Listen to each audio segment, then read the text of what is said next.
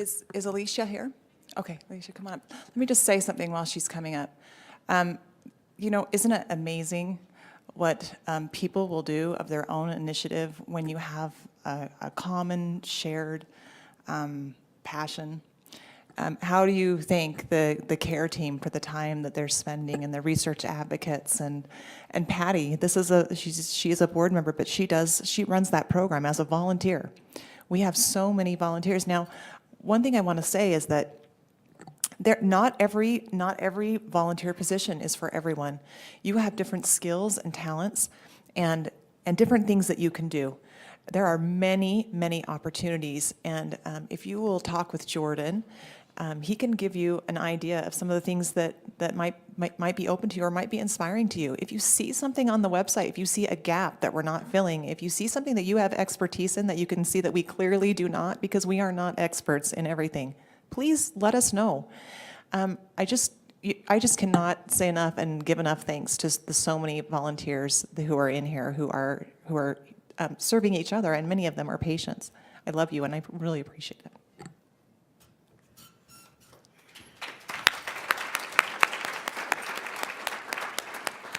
So I know I'm the last speaker of the day, so I will try to end this on a positive note when things don't necessarily end up as positive as you would like them to be. So my name is Alicia Ramos, and my husband was 32 years old when he was diagnosed with stage 4 intrahepatic cholangiocarcinoma. It was non-operable. It was engulfed on a bunch of the blood vessels of the liver. It had spread throughout the liver. And so our only course of action was chemotherapy to hopefully shrink it for him to have surgery. At the time that he became sick, I had a 4-year-old daughter and we had a 6-year-old son, and we were busy with life, living life, 2 small kids in school, we had sports, we had all these things going on. And I am a NICU nurse, and if for any of you who are married to a nurse, we are not the most sympathetic people. And he was kind of feeling sick, and I was kind of like, suck it up, buttercup, like, you maybe have some stomach bug going on. I wasn't really paying attention to it until we were at our son's event at our son's school. And I kind of looked at him and I'm like, wow, you look a little yellow. And he's like, well, yeah, my stools have been really pale and my urine's been dark for a whole week. And I was like, what? How come you didn't tell me this? And instantly my nurse brain clicked on and I said, we're going to the ER tonight. And he was like, oh, now I thought I was a baby. I thought, you're making fun of me. But I was like, no, something's happening. Something's going on with your liver. So we ended up going to the hospital in the ER, and how they did an ultrasound, and you kind of know as a nurse when they're doing the ultrasound, and I'm having somebody else come in to do the ultrasound too, and you're kind of like, something's weird. Something's weird, but of course they can't tell you. And they admitted him, and what they thought was some gallstones ended up being a 9-centimeter tumor on the liver.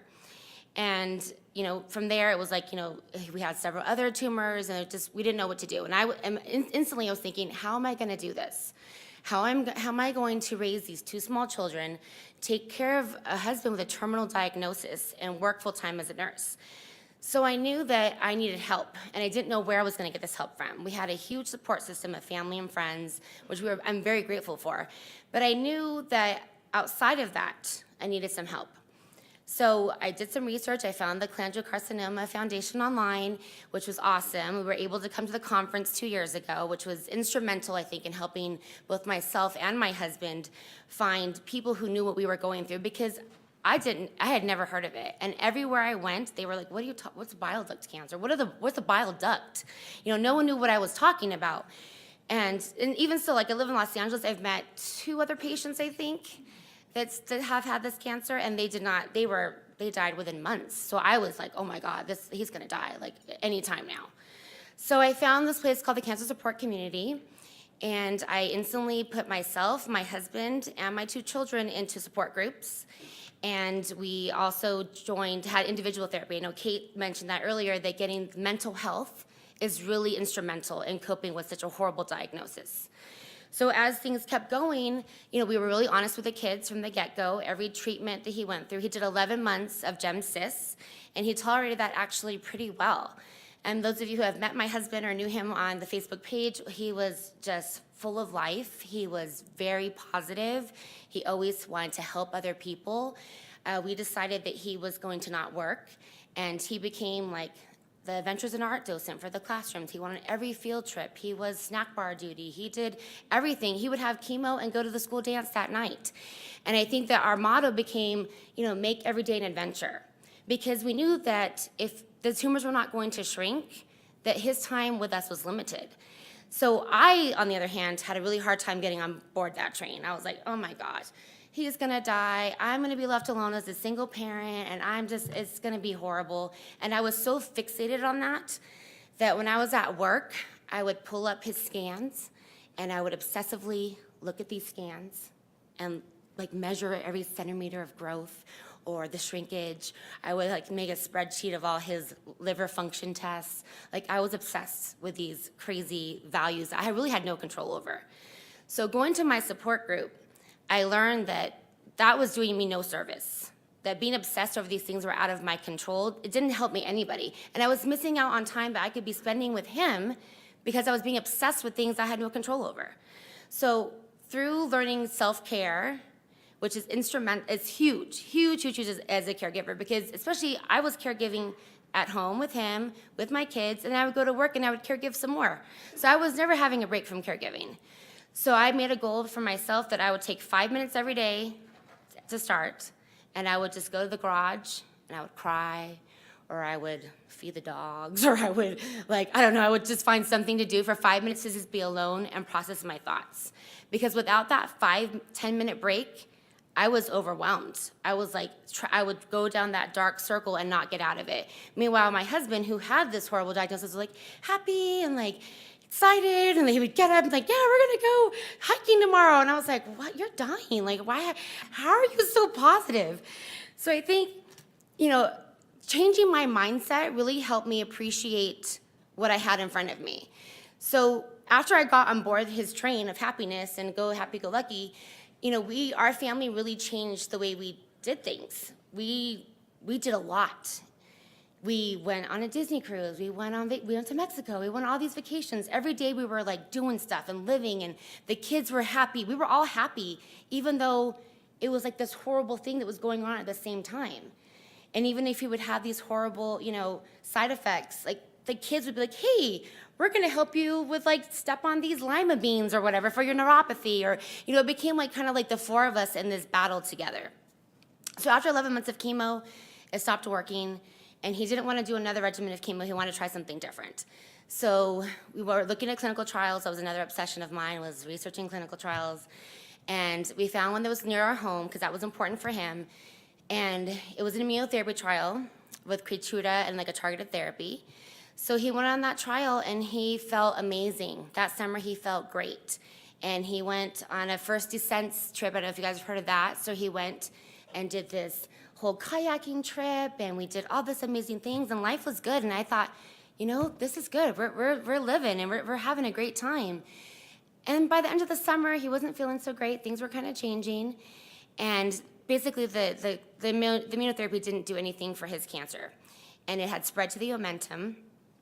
And so he went back on chemo. He did, I can't remember what he did now. It seems like it's kind of blocked it out. I think he did oxaliplatin, and I don't remember what else, but he was like blocked out of my mind. And he really did not tolerate that very well. He started getting ascites, he needed to get drained, and every week, and things were just not looking good. And I think that because of all this acceptance and all this work that I had done mentally, and I had this huge support system for myself and my children, we learned, the four of us were kind of like, okay, so we're at the point now where things are not maybe gonna turn around. So we decided to just kind of embrace it. And, the other hard thing as a caregiver is to kind of let the patient make the decisions, because you wanna do something and you wanna fix this, and you can't fix it. And so for them to say, hey, I'm gonna not do this, or I'm going to do this, and you totally disagree with it wholeheartedly, to step back and say, okay, this is your life, is something that's very difficult. So he wanted to continue with chemo, even though it was like just wrecking him. And we did it, and he ended up getting several blood clots, and he developed this thing called Hepatorenal Syndrome. So basically, all of the chemo, the harsh drugs were destroying his kidneys and in turn destroying his liver. And basically, he ended up saying, you have maybe 2 weeks to a month to live. And I was like, wait a second, no, this is not happening. We have like until, we're still going, we're living. And I think that coming to that acceptance of saying, okay, I'm gonna advocate for you if this is what you wanna do. And we stopped treatment and we went on hospice. But one thing he had to have before he went on hospice was this drain, because he wanted me to drain his fluids at home, which I was like, yeah, I don't wanna do this, but I was okay, I'm gonna stick up for you. We went to get it, and I remember his lab values were so abnormal. He was probably already septic. And the interventional radiologist who was going to put the drain in said, I shouldn't really do this. The labs are so bad, and that I shouldn't do this. And I said, please, this will be the only thing that will give him peace, and this is something that's so important to him. And you have to advocate. That's part of your role as a caregiver. You're advocating for something, even though it may not be the best choice. You advocate. So he got that drain, and he was so happy that day. I remember he was like, I'm so happy I got this drain. And he had me take this picture of him to send to Shucky, which was another cholangio patient, like, send this to Shucky. And, he was so excited. And then we went into hospice. And I think part of hospice, which I think was so rewarding, is that he got to be at home. We got to be in our space, and we had all of our family there with us. And our kids got to be a part of it. And then when he was getting close to the time for him to die, I gave the kids the option. Do you want to be at home? Do you want to be here with us? And we had kind of decided that we started this journey together, and so we were going to end it together. So in that last day, last 6 hours of his life, I kicked everyone out of my house, which was really horrible because everyone wanted to be there, his parents and everyone. And I said, no, this is not what Eddie wanted. He wanted the 4 of us. We started this together, we're gonna end it together. So I kicked everyone out. I let the kids each have their own alone time with him. We bathed him, we shaved him, they played reggae, they read all these notes that all his chemo and oncology team had wrote for him. We read all these things, and then, we were there holding his hands when he took his last breath. And for me, that was such a powerful moment because I knew that I did the best that I could to advocate for him. And my kids were so in it, and they were so present. And that was such a gift, to be there with somebody for their very last moment. And I don't regret any of that. And I think that being a caregiver, for someone to be so vulnerable and to allow you to take care of them in their weakest and most horrible moments, was such a gift for me. Because I got to share that with him. I got to share these moments I never would have had with him. So it's like some weird, crazy twist of this whole jacked up situation, is that I got to be with him and so immersed in this life with him for 18 months of just living and appreciating every day and being happy and focusing on these positive experiences, even when it's that it was so crappy. So I think moving forward, the caregiving doesn't stop, because I'm still caregiving for myself and my children. And we still go to support groups, and we still go to therapy. And he gave me this power. He empowered me to keep living. And he wanted us to live. And that's what we do. We live. We live for him because he can't. And we take care of ourselves because he can't do that anymore. And I'm just so grateful that I was able to. It's just such an honor, and it's this weird honor, but I feel so blessed to have had this opportunity to take care of somebody that I love more than anybody else in the world. So I want to leave you with this quote, which I think is really powerful. What cancer cannot do: it cannot cripple love. It cannot shatter hope. It cannot corrode faith. It cannot destroy peace. It cannot kill friendship. It cannot suppress memories. It cannot silence courage. It cannot invade the soul.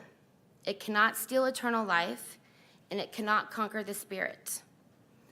So I hope that, sometimes things don't work out the way you want, and it sucks, but it doesn't mean that you don't lose hope, and you move forward carrying that hope with you and enjoying the best moments of your life, no matter what the outcome is going to be. So thank you for this opportunity. I'm so happy to share my story with you.